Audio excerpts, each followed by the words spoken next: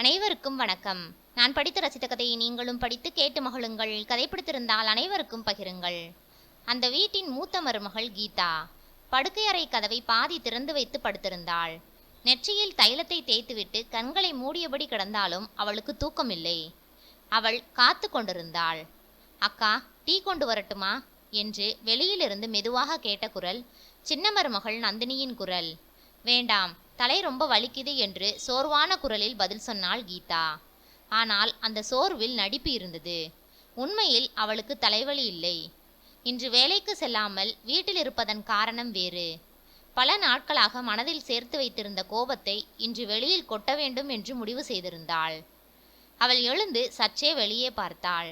மாமனாரும் மாமியாரும் கோவிலுக்கு செல்ல தயாராகி கொண்டிருந்தனர்.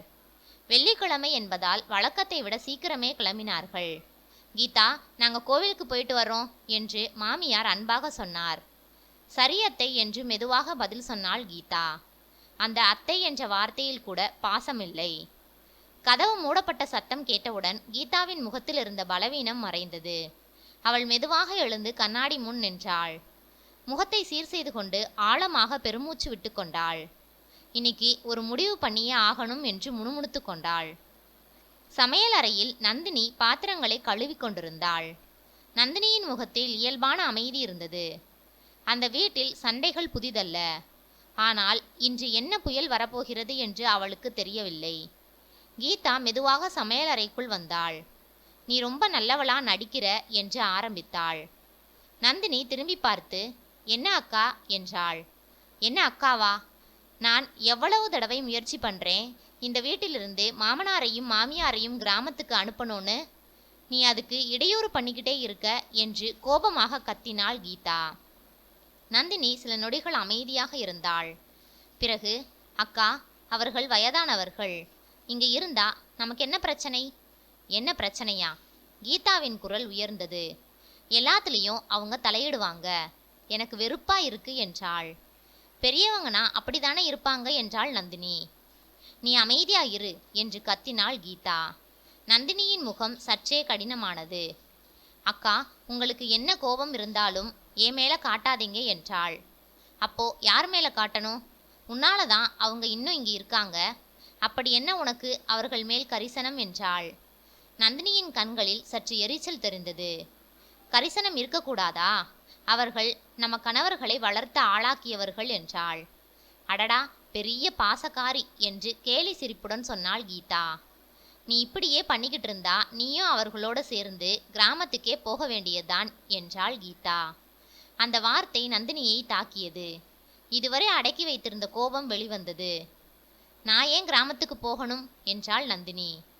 கீதா அதிர்ச்சியுடன் அவளை பார்த்தாள். வழக்கமாக மெதுவாக பேசும் நந்தினியின் குரலில் இப்போது உறுதி இருந்தது. என்னோட கணவர் சம்பாதிச்ச பணத்திலையும் தான் இந்த வீடு வாங்கப்பட்டிருக்கு. இந்த வீட்டில் எனக்கும் சரிபாதி பங்கு இருக்கு என்றாள் நந்தினி. என்னடி சொல்ற? கீதாவின் முகம் சிவந்தது. உண்மையைத்தான் சொல்றேன். மாமனார் மாமியாரை பிடிக்கல, என்னை பிடிக்கல என்றால் நீங்க வேணா தனியா போங்க என்றாள். கீதா கோபத்தில் நடுங்கினாள். என்னை வீட்டை விட்டு போக சொல்றியா? நான் யாரையும் போங்கன்னு சொல்லலை. ஆனால் யாரையும் வெளியே அனுப்புகிற உரிமை உங்களுக்கு இல்லைன்னு தான் சொல்கிறேன் என்றாள். நீ ரொம்ப தைரியமாக பேச ஆரம்பிச்சிட்ட. அதுக்கு காரணம் நீங்கள் தான் அக்கா. கீதா அவளிடம் நெருங்கினாள். இந்த வீட்டில் யார் இருக்கணும் யார் போகணும்னு நான் தான் முடிவு பண்ணுவேன் என்றாள். நந்தினியும் பின்வாங்கவில்லை. அதையும் பார்ப்போம் என்றாள். சரி, பார்ப்போம். கடைசியில் யார் இந்த வீட்டை விட்டு போகிறாங்கன்னு பார்க்கலாம் என்று சொல்லிவிட்டு கீதா தன் அறைக்கு சென்றாள். நந்தினி மட்டும் அங்கேயே நின்றாள். அவளது கைகள் லேசாக நடுங்கின. இதுவரை இந்த வீட்டில் அமைதியை காப்பாற்ற வேண்டும் என்று மட்டுமே நினைத்திருந்தாள். ஆனால் இன்று முதல் முறையாக அந்த அமைதிக்காக தன்னை மிதிக்க அனுமதிக்க கூடாது என்று முடிவு செய்தாள். சென்னையின் புறநகர் பகுதியில் அமைந்திருந்த அந்த பெரிய வீடு வெளியிலிருந்து பார்த்தாலே ஒரு அமைதியான குடும்பத்தின் கனவு வீடு போல தோன்றும். 3 படுக்கை அறைகள், அகலமான ஹால், முன்புறத்தில் சிறிய தோட்டம், மாடியில் குளிர்காற்று அடிக்கும் திறந்த இடம் அனைத்தும் சேர்ந்து அந்த வீட்டுக்கு ஒரு தனி அழகை கொடுத்திருந்தது. மாலை நேரங்களில் வீட்டு வாசலில் எரியும் விளக்கும் குழந்தைகள் ஓடும் சத்தமும் சமையலறையிலிருந்து வரும் வாசனையும் அந்த வீட்டை உயிர்ப்போடு இருப்பது போல காட்டும்.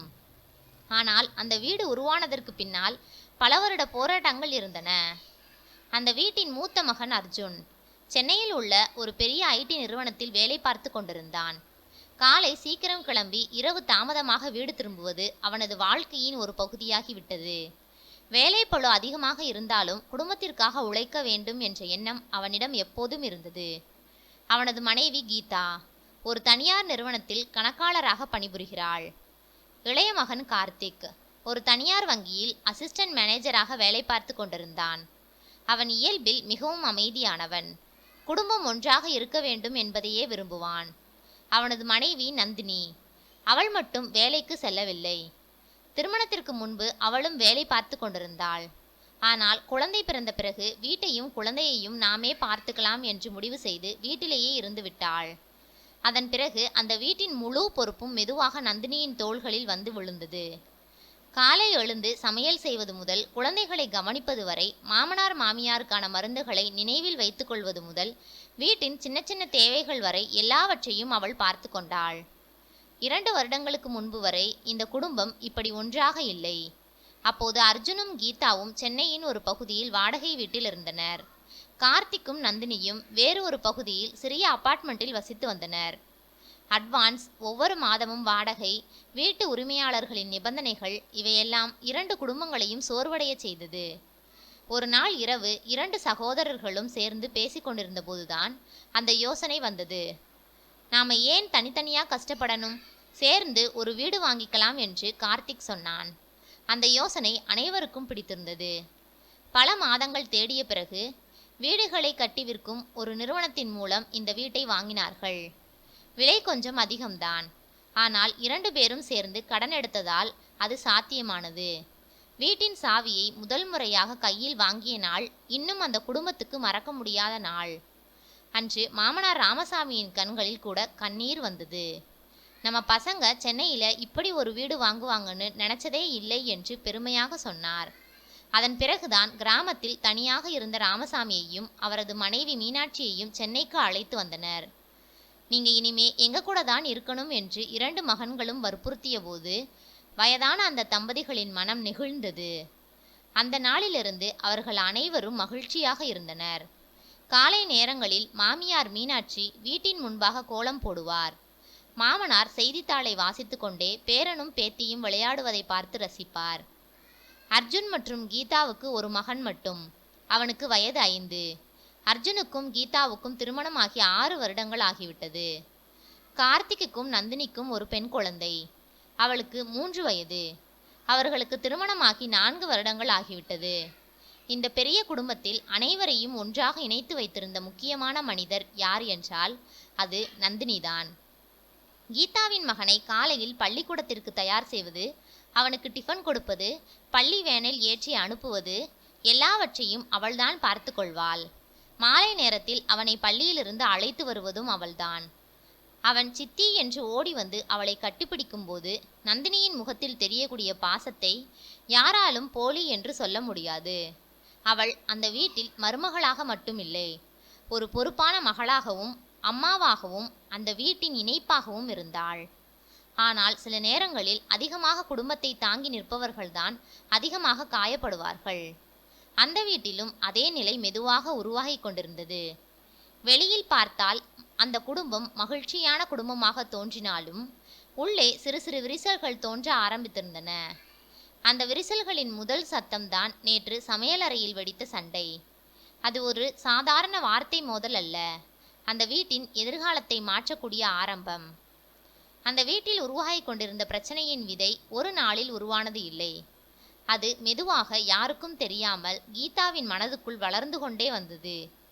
வெளியில் பார்க்கும்போது அவள் சாதாரணமாக நடந்து கொண்டாலும் உள்ளுக்குள் ஒரு குறை எப்போதும் அவளை உறுத்தி கொண்டே இருந்தது.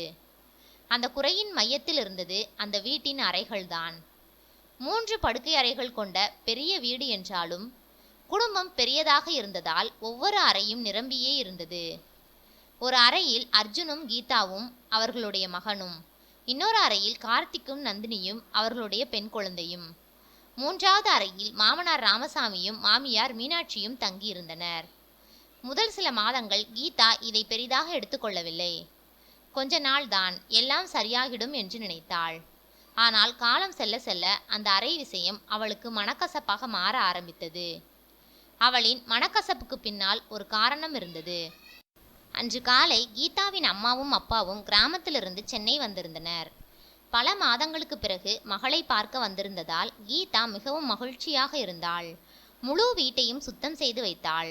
அவர்களுக்கு பிடித்த உணவுகளை சமைத்தாள். தன்னுடைய பெற்றோர்கள் இந்த வீட்டில் வசதியாக இருக்க வேண்டும் என்பதில் அவள் அதிக கவனம் எடுத்துக்கொண்டாள். மாலை நேரத்தில் அனைவரும் சேர்ந்து பேசிக்கொண்டிருந்தனர். கீதாவின் அம்மா வீடு ரொம்ப அழகா இருக்கு என்று பாராட்டிய போது கீதாவின் முகத்தில் பெருமை தெரிந்தது. ஆனால் அன்று இரவுதான் பிரச்சனை ஆரம்பித்தது. அத்தை மாமாவை எங்க படுக்க வைக்கலாம் என்று அர்ஜுன் கேட்டான். சில நொடிகள் அமைதி நிலவியது. வீட்டில் காலியாக தனி அறை எதுவும் இல்லை என்றவுடன் அர்ஜுன் தன் பெற்றோர்களின் அறைக்கு சென்று படுத்துக்கொண்டான். கீதாவுடன் அவளுடைய பெற்றோர்கள் படுத்துக்கொண்டனர். அவளுடைய பெற்றோர்கள் வந்திருந்த நாளில் கூட இவ்வளவு பெரிய வீட்டில் அவர்களுக்கு தனி அறை கொடுக்க முடியாத நிலை அவளுக்கு அவமானமாக தோன்றியது.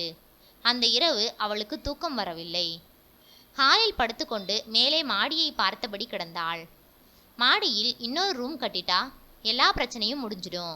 அந்த யோசனை தினமும் அவளது மனதில் வலுவாகிக் கொண்டே போனது. ஒரு நாள் இரவு குழந்தை தூங்கிய பிறகு அவள் அர்ஜுனிடம் பேச ஆரம்பித்தாள். மாடியில ஒரு ரூம் கட்டலாமா அர்ஜுன் என்று கேட்டாள். லேப்டாப்பில் வேலை பார்த்து கொண்டிருந்த அவன் தலை தூக்கி பார்த்தான். இப்ப உடனேயா? ஆமா, இன்னொரு ரூம் இருந்தா நல்லா இருக்கும். யாராவது வீட்டுக்கு வந்தா கஷ்டமா இருக்கு என்றாள். அர்ஜுன் சற்றே யோசித்தான். சரி, கொஞ்ச நாள் கழிச்சு யோசிப்போம். லோன் இன்னும் இருக்கு என்றான். ஆனால் கீதா, அதெல்லாம் சரி, ஆனா வீடு இவ்வளவு பெரியதா இருந்தும் ரூம் இல்லாம கஷ்டப்படுறது நல்லாவா இருக்கு என்றாள். அவளது குரலில் ஏமாற்றம் இருந்தது. அடுத்த நாள் இரவு சாப்பாட்டு மேசையில் அந்த விஷயம் மீண்டும் பேசப்பட்டது. மாடியில இன்னொரு ரூம் கட்டலாம்னு நினைக்கிறோம் என்று அர்ஜுன் சாதாரணமாக சொன்னான். அந்த வார்த்தையை கேட்டதும் ராமசாமி அமைதியாக இருந்தார். ஆனால் மீனாட்சி, இப்ப என்ன அவசரம் என்றார். கீதாவின் முகம் உடனே மாறியது. மீனாட்சி தொடர்ந்தார். முதல்ல வாங்கின வீட்டு கடன் கொஞ்சம் அடைஞ்சிடட்டும், பிறகு நிதானமா கட்டிக்கலாம். அவசரப்பட்டால் மீண்டும் சுமை அதிகமாயிடும் என்றார். ஆனால் கீதாவுக்கு அந்த வார்த்தைகள் நேரடி எதிர்ப்பாக தோன்றின. அவள் அர்ஜுனை பார்த்தாள். அவன் சில நொடிகள் அமைதியாக இருந்தான். பிறகு மெதுவாக தலையசைத்தான். அம்மா சொல்றதும் சரிதான், கொஞ்ச நாள் கழித்து பார்க்கலாம் என்றான். அந்த ஒரு வாக்கியம் கீதாவின் மனதில் தீப்பொறி போல விழுந்தது. அவளுக்கு அந்த நொடியில் ஏற்பட்ட உணர்வு கோபம் மட்டும் இல்லை, தோல்வி. இந்த வீட்டில் தன்னுடைய விருப்பங்களுக்கு மதிப்பு இல்லை என்ற உணர்வு. அந்த இரவு அறைக்குள் வந்ததும் அவள் பேசவே இல்லை. அர்ஜுன் புரிய வைப்பதற்கு பேச முயன்றாலும் அவள் அமைதியாக இருந்தாள். ஆனால் உள்ளுக்குள் எண்ணங்கள் கொதித்து கொண்டிருந்தன. நான் என்ன சொன்னாலும் இந்த வீட்டில் நடக்காது. எல்லாத்துக்கும் அவர்கள்தான் முடிவு சொல்லணும். இது நம்ம வீடா இல்ல அவர்களோட வீடா? அந்த கேள்விகள் அவளது மனதில் தினமும் பெரிதாகி கொண்டே போனது. அதன் பிறகு மாமனாரும் மாமியாரும் செய்யும் ஒவ்வொரு விஷயமும் அவளுக்கு எரிச்சலாக தோன்ற ஆரம்பித்தது. இவர்களை கிராமத்துக்கு அனுப்பிட்டாதான் இந்த வீட்டில் நிம்மதி இருக்கும் என்று யோசித்தாள். அந்த நாள் முதல் ராமசாமியையும் மீனாட்சியையும் வீட்டை விட்டு அனுப்ப வேண்டும் என்ற எண்ணம் அவளுக்குள் வேரூன்ற ஆரம்பித்தது. வெளியில் அவள் வழக்கம் போல நடந்து கொண்டாள். ஆனால் உள்ளுக்குள் அந்த வயதான தம்பதிகள் மீது தினமும் கொஞ்சம் கொஞ்சமாக வெறுப்பை வளர்த்து கொண்டிருந்தாள். நந்தினி மாமனார் மாமியார் வீட்டை விட்டு செல்லக்கூடாது என்ற முடிவில் உறுதியாக இருந்தாள். அதற்கு காரணம் 2 வருடங்களுக்கு முன்பு புதிதாக வீடு வாங்கிய பிறகு பெற்றோரை அழைத்து தங்களுடன் வைத்து கொண்டனர் மகன்கள். ராமசாமியும் மீனாட்சியும் கிராமத்திலிருந்து சென்னை வந்தபோது அவர்கள் கையில் 2 பழைய பைகள் மட்டும் இருந்தது. அவர்களுடைய முகத்தில் சோர்வு இருந்தாலும் மனதில் ஏதோ ஒரு உறுதி இருந்தது. அன்று மாலை எல்லோரும் ஹாலில் உட்கார்ந்திருந்த போது ராமசாமி மெதுவாக ஒரு பழைய துணிப்பையை எடுத்தார். அதை திறந்து உள்ளே இருந்த பணத்தை எடுத்து வைத்தார். அர்ஜுனும் கார்த்திக்கும் அதிர்ச்சியுடன் பார்த்தனர். இது என்னப்பா என்று அர்ஜுன் கேட்டான். 10 லட்சம் இருக்கு. அந்த வார்த்தையை கேட்டதும் அனைவரும் அமைதியாகிவிட்டனர். ராமசாமி மெதுவாக பேச ஆரம்பித்தார். கிராமத்தில் இருந்த வீட்டையும் நிலத்தையும் வித்துட்டோம். இந்த பணத்தை கட்டுனா வீட்டுக்கடன் சுமை கொஞ்சம் குறையும் என்றார்.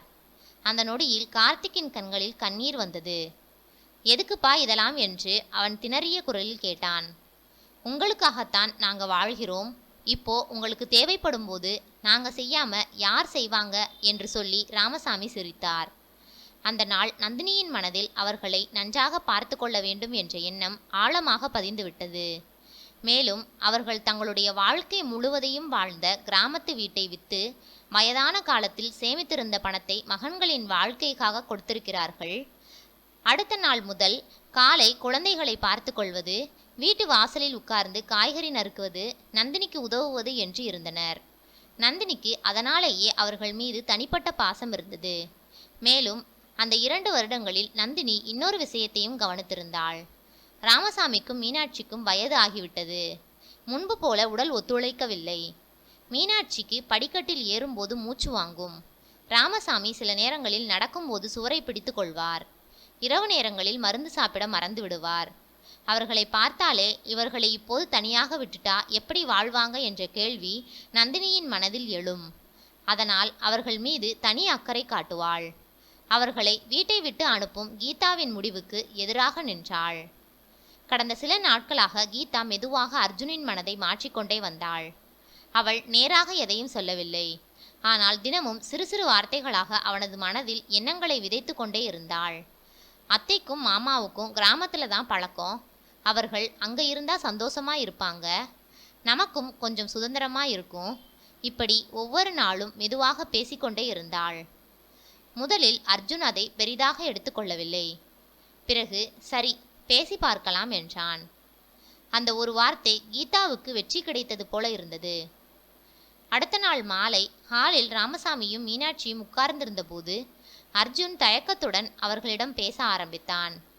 அப்பா, அம்மா, நீங்க கொஞ்ச நாள் கிராமத்துக்கு போய் இருக்கலாமே என்றான். அந்த வார்த்தை காதில் விழுந்ததும் அமைதி உறைந்தது. மீனாட்சியின் முகம் மெதுவாக மாறியது. என்னடா என்று மெதுவாக கேட்டார். அர்ஜுனால் அவர்களின் கண்களை நேராக பார்க்க முடியவில்லை. இங்கே கொஞ்சம் இடம் பிரச்சனமா, அதனால என்று இழுத்தான். ராமசாமி உடனே எதுவும் பேசவில்லை. ஆனால் அவரது முகத்தில் தெரிந்த ஏமாற்றத்தை மறைக்க முடியவில்லை. மீனாட்சியின் கண்களில் கண்ணீர் மெதுவாக திரண்டது. அவர் பேச முயன்றார். ஆனால் வார்த்தைகள் வரவில்லை. அந்த நொடியில் நந்தினி மட்டும் அதிர்ச்சியுடன் கீதாவை பார்த்தாள். அன்று முழு வீடும் அமைதியாக இருந்தது. இரவு உணவின் போதும் யாரும் சரியாக பேசவில்லை. மறுநாள் ஞாயிற்றுக்கிழமை. வெளியில் வெயில் அதிகமாக இருந்தாலும் வீட்டுக்குள் ஒரு குளிர்ந்த அமைதி பரவி இருந்தது. மதியம் அனைவரும் சேர்ந்து சாப்பிட்டனர். மீனாட்சி வழக்கம் போல் எல்லோருக்கும் பரிமாறினார். ஆனால் அவரது முகத்தில் இருந்த சிரிப்பு காணாமல் போயிருந்தது. சாப்பிட்டு முடித்த பிறகு அவர் மெதுவாக தன்னுடைய அறைக்குள் சென்றார். கதவை பூட்டிக் கொண்டார். முதலில் யாரும் அதை கவனிக்கவில்லை. ஓய்வா தூங்குறாங்க போல என்று நினைத்தனர். அன்று காலையிலேயே ராமசாமி வெளியே சென்றிருந்தார். மாலை நேரம் ஆகும்போது அவர் வீடு திரும்பினார். மீனாட்சி, கதவை திறமா என்று மெதுவாக தட்டினார். பதிலில்லை. மீண்டும் தட்டினார். அப்போது கீதாவின் மனதில் ஒரு சிறிய பயம் எழுந்தது. அவள் விரைவாக கதவருகே வந்தாள். அத்தை, கதவை திறங்க என்றாள். உள்ளிருந்து அழுகை சத்தம் மட்டும் கேட்டது. கீதாவின் முகம் வெண்மையாக மாறியது. நந்தினியை அழைத்தாள். அந்த குரலில் முதல் முறையாக பதட்டம் இருந்தது. நீ போய் பேசு, அத்தை உன்னோட பேசுவாங்க என்றாள். நந்தினி கதவருகே சென்று மெதுவாக அத்தை, கதவை திறங்க என்றாள். உள்ளிருந்து மீனாட்சியின் உடைந்த குரல் கேட்டது. நாங்க உங்களுக்கு பாரமா இருக்கோம். அந்த வார்த்தையை கேட்டு நந்தினியின் கண்கள் கலங்கின. அப்படி ஏன் சொல்றீங்க அத்தை என்றாள் நந்தினி. எங்களால் உங்களுக்கு கஷ்டம்னா நாங்கள் போயிடுறோம். அவர் அழுது கொண்டே பேசினார். வெளியில் நின்றிருந்த ராமசாமியின் கண்களும் சிவந்தது. என்னம்மா இப்படி பேசுற? முதல்ல கதவை திற என்றார் ராமசாமி. ஆனால் மீனாட்சி கதவை திறக்க மறுத்தார். இப்போது கீதாவின் கைகள் நடுங்க ஆரம்பித்தது. அவள் இதுவரை கோபத்தில் நினைத்திருந்த எல்லா விஷயங்களும் அந்த நொடியில் பயமாக மாறின. ஏதாவது பண்ணிக்கிட்டாங்கன்னா? அந்த எண்ணமே அவளை பதற வைத்தது. உடனே அர்ஜுனுக்கு ஃபோன் செய்தாள். உடனே வீட்டுக்கு வாங்க. அவளது குரலை கேட்டவுடனே அர்ஜுன் பதறிவிட்டான். 20 நிமிடங்களில் அவன் வீட்டிற்கு வந்தான். வந்தவுடன் நேராக கதவருகே ஓடினான். அம்மா, கதவை திறம்மா. உள்ளே மீண்டும் அழுகை சத்தம். அர்ஜுனின் கண்களும் கலங்க ஆரம்பித்தது. அம்மா, ப்ளீஸ் என்றான். சில நொடிகள் அமைதி. பிறகு மெதுவாக கதவு திறந்தது. உள்ளே கட்டிலின் ஓரத்தில் உட்கார்ந்து கொண்டிருந்தார் மீனாட்சி. அவரது கண்கள் முழுவதும் சிவந்திருந்தது. அந்த காட்சியை பார்த்தவுடனே அர்ஜுனின் மனம் உடைந்து போனது. அவன் மெதுவாக அவர் அருகே சென்று மண்டியிட்டு உட்கார்ந்தான். அம்மா மன்னிச்சிருங்க என்றான். மீனாட்சி அழுது கொண்டே முகத்தை திருப்பிக் கொண்டார். அப்போது அர்ஜுன் உறுதியாக சொன்னான், நீங்களும் அப்பாவும் எங்கேயும் போக வேண்டாம் என்றான். அறையில் இருந்த அனைவரும் அமைதியாக அவனை பார்த்தனர். இது உங்க வீடு, நீங்க இங்கதான் இருக்கணும் என்றான். அவனது குரல் இந்த முறை உறுதியுடன் இருந்தது. எங்களுக்கு நீங்க பாரம் இல்லம்மா, எப்பவும் இல்லை என்றான். மீனாட்சியின் கண்களில் மீண்டும் கண்ணீர் வந்தது. ஆனால் இந்த முறை அந்த கண்ணீரில் வலி மட்டும் இல்லை, நிம்மதியும் இருந்தது. அந்த நொடி கீதா கதவருகே நின்றபடி அனைத்தையும் பார்த்து கொண்டிருந்தாள். அவளது மனதுக்குள் ஏதோ கனமாக உடைந்தது. சின்ன சின்ன சிரமங்களுக்காக எவ்வளவு பெரிய முடிவை எடுக்க முயன்றிருக்கிறேன் என்பதை அவள் முதல் முறையாக உணர்ந்தாள். இந்த வயதில் அந்த இருவருக்கும் தேவையானது ஒரு அறை இல்லை, அவர்களை ஆதரித்து அரவணைக்கும் ஒரு உறவு, தேவையில்லாதவர்கள் இல்லை என்று சொல்லும் ஒரு மனம். அதை பறிக்கத்தான் நான் முயன்றிருக்கிறேன் என்று நினைத்தவுடன் அவளுக்கு வெட்கமாக இருந்தது. மெதுவாக அவள் கண்களில் கண்ணீர் வழிந்தது. நந்தினி அமைதியாக அவளை பார்த்தாள். அந்த பார்வையில் வெற்றி இல்லை, ஒரு குடும்பம் மீண்டும் உடையாமல் காப்பாற்றப்பட்டது என்ற நிம்மதி மட்டும் இருந்தது. அன்று இரவு பல நாட்களுக்கு பிறகு அந்த வீட்டில் மீண்டும் அமைதி திரும்பியது.